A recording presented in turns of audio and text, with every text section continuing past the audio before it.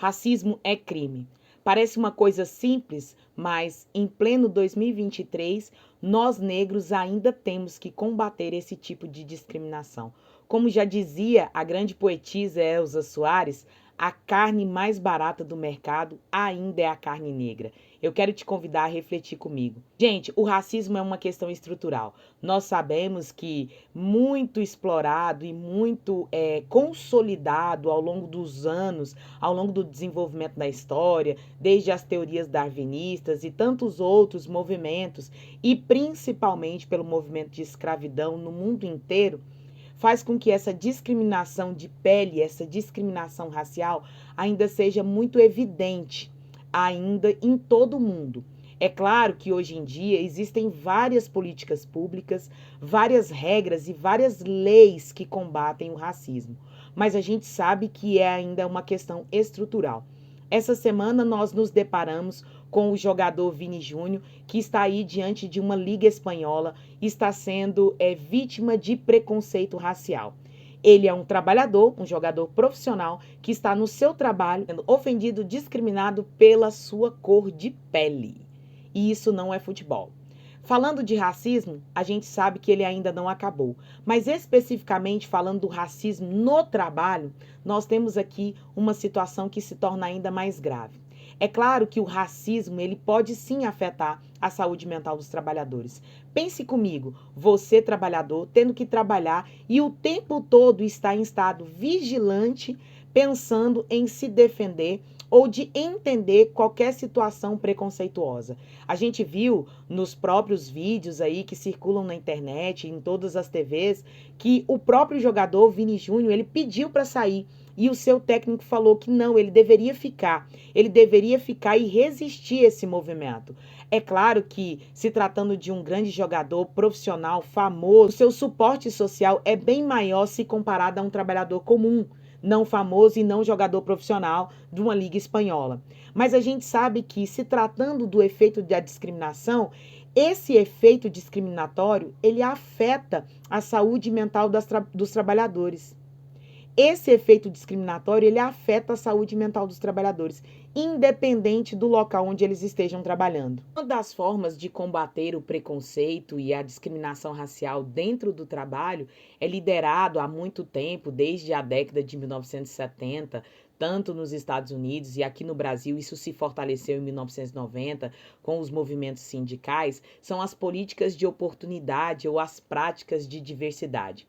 É muito interessante a gente falar desse tema neste momento, porque nós estamos falando de um preconceito racial de um trabalhador dentro do seu local de trabalho, e isso não pode acontecer. As organizações, elas precisam se posicionar. Nos recentes dados divulgados pelo DIEESE, se sabe que no Brasil a maioria dos trabalhos informais são executados por pretos e pardos. Destes também, os números ressaltam há muito tempo que as menores políticas de salário também são destinadas a pretos e pardos. E deste grupo de pretos e pardos, as mulheres pretas são menos remuneradas do que os homens. Essa comparação ainda se torna mais brutal e mais discriminante. Então, não é só falar de racismo, não é só falar de preconceito no local de trabalho, é de falar o quanto que esse comportamento ele afeta a saúde e o desempenho dos trabalhadores. Vamos voltar no caso do Vini Júnior? Com certeza ele ficou ali abalado por aquela situação, porque não é a primeira vez que isso acontece com ele. No entanto, quantos trabalhadores são expostos ao preconceito diariamente? E as empresas precisam se atentar para isso. As organizações precisam se atentar para esse movimento. E como que a gente pode combater o preconceito racial? A nível mundial, é claro que políticas públicas e toda essa repercussão é muito positiva. Agora, vamos falar da empresa. As organizações, as instituições, elas precisam adotar políticas de diversidade.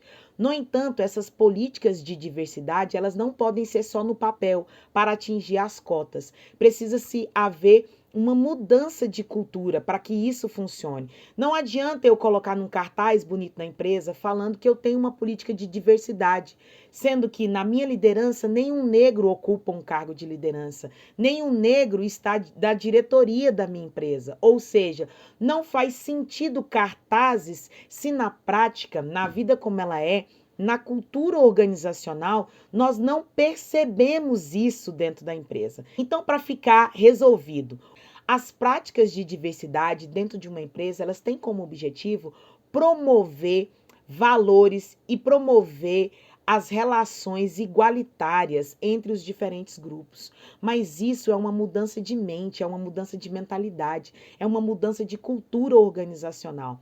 Não adianta colocar cartazes se não estivermos alinhados entre políticas e práticas organizacionais. Se o preconceito há nas entrelinhas, se o preconceito ainda velado, ainda mascarado no processo seletivo, esse preconceito ele vai aparecer nas relações de trabalho.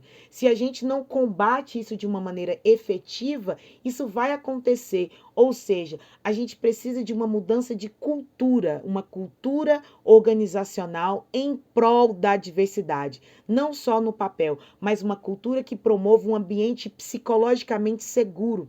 As instituições, elas precisam se atentar para isso. Aqui em Goiânia, hoje, nos posts que eu fiz anteriormente, ficou mais uma trabalhadora, agora dessa vez uma atendente de lanchonete, que está ali defendendo o seu pão de cada dia, que não tem nada a ver com o superstar Vini Júnior, mas uma atendente de lanchonete que foi discriminada por uma pessoa que não queria que o sanduíche fosse realizado por uma preta. Não queria que aquela negra fizesse o sanduíche, ou seja, um cliente destratou uma atendente de lanchonete por ela ser negra. Agora vamos lá. Qual é o suporte, qual é essa rede de apoio que essa mulher negra, essa atendente de lanchonete tem? Com certeza não é o mesmo do Vini Júnior.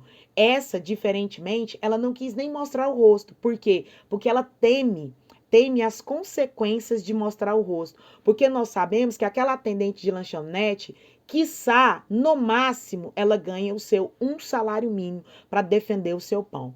E aí? O que a gente vai fazer? Então, a Polícia Civil foi, registrou-se o boletim de ocorrência, a investigação está instaurada, mas mais do que isso, onde está o suporte para essa trabalhadora negra? Ela disse que se sentiu humilhada, ela disse que se sentiu constrangida pela ação daquela cliente, que não quis que o sanduíche fosse feito por uma negra. Ou seja, isso não cabe mais. É lamentável que nós, trabalhadores negros, temos que estar diante dessas ações, porque as pessoas ainda não entenderam, não querem entender, ou ainda pensam que, de fato, há diferenças entre brancos, negros, homens e mulheres, que na verdade não há. Eu posso contar isso muito da minha história. Eu também já fui vítima de preconceito racial em um processo seletivo, onde eu fui descartada por ser negra e gorda, e essa situação me deixou muito constrangida. Na ocasião, eu não pude aparecer nas redes sociais, porque se tratava de uma vaga de professor universitário, de uma grande universidade, com vários polos espalhados pelo Brasil inteiro, e isso me traria consequências. Eu, entrando recém-formada no mercado acadêmico como professora universitária, já iria entrar com um processo de acusação de racismo, injúria racial, isso não ia ficar muito bem. Aconselhada, tive que quê? Me calar. Eu tive que me calar diante dessa situação. Porque nós sabemos que, apesar das leis, apesar do incentivo, apesar dos disque denúncia, apesar de tudo isso, na vida como ela é, muitos negros não têm condições de fazerem essas denúncias. As pessoas elas ficam presas nessas situações e se veem, assim como essa atendente de lanchonete negra, preta, com seus rostos tampados, com o seu rosto mascarado, porque a gente é afetado e não podemos reagir, porque se reagir, por muitas vezes, as retaliações que nós negros sofremos são bem piores. Então é preciso pensar em diferentes políticas, diferentes sanções que façam com que nós, trabalhadores negros, venhamos ser resguardados dos nossos direitos. É muito importante pensar nisso, nós não podemos nos calar, nós, trabalhadores negros, temos que resistir a isso, temos que, de fato, sim, procurar os nossos direitos, vir às redes sociais, mostrar nossa indignação para com esse comportamento, porque isso não se faz. Discriminação, preconceito, racismo é crime. As pessoas que cometem esse ato, essas pessoas que ainda se comportam dessa maneira, elas precisam ser penalizadas. E nós precisamos nos unir como negros, né, como minoria, contra essa hegemonia branca e entender que, gente, nós não estamos aqui numa guerra. Isso não é uma questão de mimimi, é uma questão histórica que precisa ser refletida e mudada. Nós precisamos pensar. E assim, como psicóloga negra, mulher, pobre da periferia, é importante eu estar aqui e usar esse meu espaço para dizer que, apesar de todos os avanços, nós precisamos discutir políticas organizacionais, práticas de gestão. O Real Madrid, como instituição organizacional, precisa se posicionar quanto a esse comportamento de torcedores, de tantos outros. O Clube Valência também, assim como a lanchonete dessa moça daqui de Goiânia, ela precisa resguardar o trabalhador. Nós precisamos de ter respaldo para que a gente possa ter a condição de, pelo menos, ir registrar um boletim de ocorrência e lutar contra essa discriminação. As organizações, com relação às práticas de diversidade, elas precisam de fato implantar e fomentar essa cultura. Enquanto nós estamos com cartazes dizendo nós contratamos negros, mas no alto escalão não há um negro. Quando nós estamos aqui falando que nós estamos fazendo coisas para negros, mas as pessoas não percebem essas diferenças dentro das organizações, isso não vai parar. E mais do que contratar, mais do que selecionar, mais do que colocar gente preta lá dentro para atingir as cotas, isso precisa funcionar. Isso é uma cultura. E olha, gente, eu como psicóloga, como palestrante, eu respeito muito as instituições e eu sei que muitas vezes com um movimento como esse, as pessoas vão procurar fazer o quê? Palestras para conscientizar os trabalhadores que não pode haver discriminação. Eu super entendo, mas as palestras, elas não atingem a mudança de comportamento total. Uma palestra, ela não muda uma cultura de anos. Uma palestra, ela sensibiliza. É preciso haver processos, é preciso haver processos de desenvolvimento, é preciso contratar profissionais para mudança de comportamento, mudança de mente. Então, isso demanda-se tempo. As organizações não podem focar somente em uma palestra aqui específica. Ah, vamos contratar a Ariana porque ela é psicóloga negra, ela vai fazer uma palestra. Isso é importante? É, mas só isso funciona? Não. É preciso ter toda uma cadeia de recursos, é preciso ter toda uma cadeia de desenvolvimento. Agora, esse tema não pode ficar calado. É lógico que, além de racismo ser crime, o racismo afeta a saúde mental do trabalhador, os trabalhadores vão se sentir minimizados, inferiorizados, humilhados diante de todo um contexto rígido, ríspido e um contexto que nos maltrata há anos. Racismo é crime, eu quero frisar isso e nós não podemos nos calar.